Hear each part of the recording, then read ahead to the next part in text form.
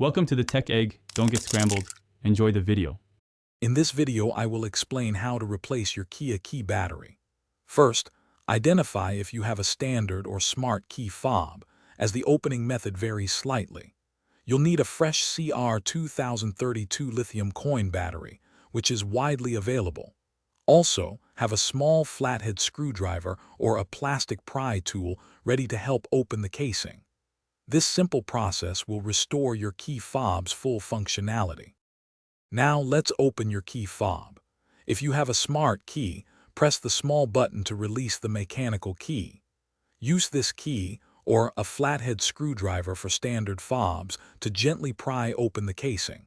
Look for a small slot on the side or bottom. Insert your tool and twist carefully to separate the two halves without causing damage. With the key fob open, you'll see the old battery.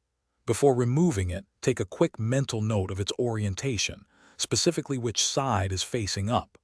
Most Kia fobs use a CR2032 battery.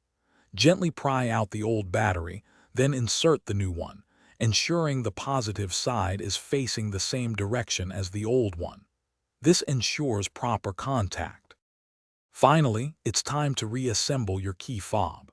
Carefully align the two halves of the casing and press them firmly together until you hear them click securely into place.